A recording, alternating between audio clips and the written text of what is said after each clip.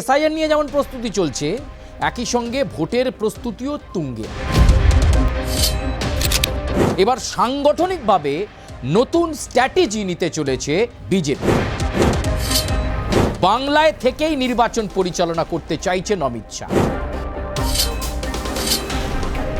বাংলায় থাকবেন, কলকাতায় থাকবেন, কলকাতায় বাড়ি নিচ্ছেন অমিত শাহ। আগামী কয়েক মাসে কম বেশি 28টা জনসভা করবেন। SIR SIR SIR special intensive revision নিয়ে এখন সব রাজনৈতিক দলই ব্যস্ত রয়েছে। পশ্চিমবঙ্গ যে এখন সব রাজনৈতিক দলের কাছে নিবিড় পর্যবেক্ষণের একটা জায়গা বলা যেতে পারে।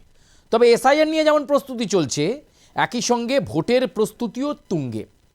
একদিকে যখন তৃণমূল কংগ্রেস বারবার বলছে যে 2026-এর বিধানসভা নির্বাচনের সবচেয়ে বড় ইস্যু হতে চলেছে এসআইআর, একটা বৈধ ভোটার বাদ গেলে নির্বাচন কমিশনকে চ্যালেঞ্জ ছুড়ে দেবে তৃণমূল কংগ্রেস। এখন থেকেই তৃণমূলের সর্বভারতীয় সাধারণ সম্পাদক অভিষেক বন্দ্যোপাধ্যায় বলে দিয়েছেন, তৃণমূল কংগ্রেসে ভারতীয় জনতা পার্টির সঙ্গে যত বড় না লড়াই হবে, কংগ্রেসের সঙ্গে যত বড় না লড়াই হবে, সিপিএমের সঙ্গে যত বড় না লড়াই হবে, তার থেকে সবচেয়ে বড় লড়াই হবে নির্বাচন কমিশনের সঙ্গে তৃণমূলের। এমনই একটা প্রেক্ষাপটে, এমনই একটা পরিস্থিতির মধ্যে এবার ভারতীয় জনতা পার্টিও পশ্চিমবঙ্গকে নিবিড়ভাবে পর্যবেক্ষণ করছে।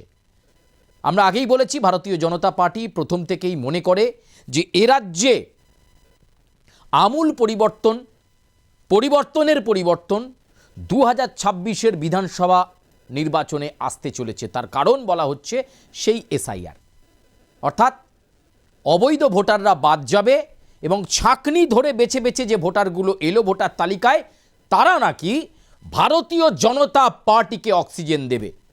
এটা বিজেপির ভাবনা, বাম কংগ্রেসের ভাবনা এই মুহূর্তে আমরা যাচ্ছি না। তবে এই যে পরিস্থিতি বা এই যে সাম্প্রতিক পরিস্থিতি চলছে, তার মধ্যে এবার সাংগঠনিকভাবে নতুন স্ট্র্যাটেজি নিতে চলেছে বিজেপি। এবার একেবারে মাটি গেড়ে, পশ্চিমবঙ্গে মাটি গেড়ে পড়ে থাকতে চলেছেন কেন্দ্রীয় স্বরাষ্ট্রমন্ত্রী, বিজেপির সর্বভারতীয় নেতা অমিত শাহ। একদম ঠিক শুনছেন। এবার অন্তত নির্বাচন পর্যন্ত পাকাপাকিভাবে বাংলায় থেকেই নির্বাচন পরিচালনা করতে চাইছেন অমিত শাহ। ওই দিল্লিতে বসে থেকে নয়, দিল্লিতে বসে থেকে হবে না, সেটা যে বিগত কয়েকটা নির্বাচনে উপলব্ধি করে ফেলেছেন অমিত শাহ। তাই তিনি মনে করেছেন বাংলায় থাকবেন, কলকাতায় থাকবেন, কলকাতায় বাড়ি নিচ্ছেন অমিত শাহ, সেখানেই থাকবেন অমিত শাহ। এবং শুধু তাই নয়, আগামী কয়েক মাসে কম বেশি 28টা জনসভা করবেন। সাংগঠনিক বৈঠকগুলোও করবেন, কিন্তু সেগুলো বলছি না সংখ্যা। জনসভা, পাবলিক মিটিং করবেন 28খানা। তিনি নিজে সিলেক্ট করবেন কোন কোন জোনে যাবেন। BJP A B C D E F G H করে তাদের জোনগুলোকে ভাগ করা হয়েছে। এ মানে অনেক বেশি শক্তিশালী, বি মানে সাংগঠনিকভাবে অপেক্ষাকৃত কিছুটা কম শক্তিশালী, সি মানে আরও কিছুটা কম শক্তিশালী। এইভাবে তারা ভাগ করে নিয়েছে তাদের জোনকে। সবচেয়ে সাংগঠনিকভাবে দুর্বল জেলা বা দুর্বল বিধানসভা কেন্দ্র যেগুলো রয়েছে, সেই সমস্ত কেন্দ্রেই বেশি করে জনসভা করতে চান অমিত শাহ। কিন্তু তার জন্য তিনি বলেছেন এই 28টা জনসভা এবং একাধিক সাংগঠনিক বৈঠক করার জন্য তার বারবার দিল্লি টু কলকাতা, কলকাতা টু দিল্লি এইটা করা সম্ভবপর হচ্ছে না। তাই কলকাতাতে বাড়ি দেখতে তিনি বলেছেন, রাজ্যের শীর্ষ নেতৃত্বকে বাড়ি দেখতে বলেছেন, এবং তারপর অমিত শাহের সিকিউরিটি ইন্সপেকশন হয়ে গেলেই পাকাপাকিভাবে, অন্তত ধরে রাখুন আগামী 1 বছরের জন্য বাংলায়, বিশেষ করে কলকাতাতেই বাড়ি নিয়ে থাকতে চলেছেন অমিত শাহ। সেই বাড়ি দেখার কাজ শুরু হয়ে গেছে রাজ্য বিজেপির তরফে। এমনকি গোপন সূত্রে আমরা খবর পাচ্ছি, মাঝে মধ্যেই কেন্দ্রীয় স্বরাষ্ট্রমন্ত্রীর দপ্তরের তরফে যারা রয়েছেন আধিকারিক, তারা আসছেন, ফিল্ড ইন্সপেকশন করছেন। ইতিমধ্যেই 5টা বাড়ি দেখা হয়েছে, তার মধ্যে একটা বাড়ি নেওয়া হবে খুব দ্রুত, এবং আশা করা যাচ্ছে ডিসেম্বর মাসের শুরুতেই এই কাজটা সম্পন্ন হয়ে যাবে। বাংলায় থেকে বাংলার নির্বাচন পরিচালনা করতে চান অমিত শাহ। বারবার আসা যাওয়া নয়, এবং তিনি কলকাতার ওই বাড়িতে বসেই স্ট্র্যাটেজি সাজাবেন, সেই অনুযায়ী রাজ্য বিজেপির নেতা কর্মীরা চলবেন। কোথায় পরিবর্তন সংকল্প সভা হবে, কোথায় শ্রমিক ভট্টাচার্য যাবেন, কোথায় সুকান্ত মজুমদার যাবেন, কোথায় শুভেন্দু অধিকারী যাবেন, কোন দিকে কোন জেলায় কোন জোনে কোন নেতাকে পাঠাবেন, কোথায় অগ্নিমিত্রা পাল থাকবেন, কোথায় রূপা গাঙ্গুলি থাকবেন, কোথায় লকেট চট্টোপাধ্যায় থাকবেন, কোথায় জ্যোতির্ময় সিং মাহাতো থাকবেন, এছাড়াও আরও বিজেপির যে একাধিক নেতারা রয়েছেন তাদের নিয়েও পরিকল্পনা এই কলকাতাতে বসেই করতে চান অমিত শাহ।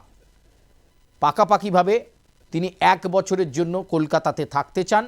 পশ্চিমবঙ্গের নির্বাচনী প্রক্রিয়া নিজে হাতে নিবিড়ভাবে পরিচালনা করতে চান। প্রচার কৌশল, প্রচার স্ট্র্যাটেজি, কোথায় রোড শো হবে, কোথায় সাংগঠনিক সভা হবে, কোথায় পাবলিক মিটিং হবে, এই সমস্ত কিছু অমিত শাহ করতে চান 26-এর ভোটকে সামনে রেখে। তিনি প্রতিজ্ঞাবদ্ধ করেছেন এই পশ্চিমবঙ্গকে বঙ্গ বিজেপির হাতে অর্থাৎ ভারতীয় জনতা পার্টির হাতে তুলে দিয়ে তবেই তিনি বাংলা ছাড়বেন। এরকম একটা প্রতিজ্ঞা তিনি নিয়েছেন, এমনটাই কিন্তু আমরা সূত্রের খবর হিসাবে জানতে পাচ্ছি। ফলে অমিত শাহের এই বাংলায় থেকে, বিশেষ করে কলকাতায় থেকে নির্বাচনের প্রচার কৌশল সাজানো, এটা কিন্তু একটা নতুন পদক্ষেপ বলা যেতে পারে। এর আগে একাধিকবার অমিত শাহ, নরেন্দ্র মোদী এসেছেন নির্বাচনের সময়, আবার চলেও গেছেন। তবে অমিত শাহ এবার এটাকে, বাংলাকে, বিশেষ করে কলকাতাকে বেস স্টেশন তৈরি করছেন। এখান থেকেই তিনি সবটা খবর নেবেন, কোন জেলায় সাংগঠনিক দুর্বলতা আছে, কোন জেলায় কাকে প্রার্থী করলে ঠিক হবে, কোন জেলায় কোন দাবিদার রয়েছেন, তার সাংগঠনিক দক্ষতা কী, এই সমস্ত বিচার বিশ্লেষণ বাংলায় থেকেই বাংলার পালসটাকে, বাংলা স্নায়ুটাকে বুঝতে চাইছেন অমিত শাহ। সে কারণেই তিনি মনে করেছেন দিল্লিতে বসে নয়, বা দিল্লিতে বিজেপির সদর দপ্তরে বসে নয়, বা মাঝে মাঝে বাংলায় এসে নয়, কলকাতায় থেকে গোটা বাংলাটাকে পরিচালনা করলে কেমন হয়, এই সিদ্ধান্তই অমিত শাহ নিয়েছেন। এবং 28টা জনসভা করবেন, ইতিমধ্যেই সেটা অঙ্গীকার করেছেন। এছাড়াও একাধিক রুদ্ধদ্বার সাংগঠনিক বৈঠকও হবে বিভিন্ন জেলাকে কেন্দ্র করে, একথা পরিষ্কার করে দিয়েছেন অমিত শাহ। ফলে একদিকে এসআইআর, আর অন্যদিকে মরিয়া বঙ্গ বিজেপি। 2026-এর ভোটে বিজেপি মনে করছে পরিবর্তনের ভোট হতে চলেছে। ফলে সব মিলিয়ে এই দিকটায় আমাদের নজর থাকছে। এবং কলকাতায় আসলে কোন বাড়িটা বেছে নিলেন অমিত শাহ এবং কলকাতার কোন লোকেশনে তিনি থাকতে চলেছেন, আগামী ভিডিওতে নিশ্চয়ই আপনাদেরকে সেই খবর আমরা দিতে পারবো। তবে নিঃসন্দেহে শাসক দল তৃণমূল কংগ্রেসের সঙ্গে একেবারে সমানে টেক্কা দেওয়ার জন্য প্রস্তুত বিজেপি। আর অমিত শাহ সেই উপলব্ধি করেছেন। তিনি মনে করেছেন বাংলার সেন্টিমেন্ট পেতে গেলে বাংলাতে থেকেই নির্বাচন পরিচালনা করতে হবে। প্রিয় দর্শক বন্ধু, দাদা দিদির রাজনীতিতে আজকে এ পর্যন্তই। তবে আপনারা যেভাবে কমেন্ট করছেন, লাইক করছেন, সাবস্ক্রাইব করছেন, আমরা আপ্লুত আপনাদের এই রেসপন্স পেয়ে। আপনারা কমেন্ট বক্সে জানান যে আর কি ধরনের বিষয় আপনারা দাদা দিদির রাজনীতিতে শুনতে চাইছেন। আপাতত আপনাদের থেকে আমি সুচারু মিত্র বিদায় নিচ্ছি।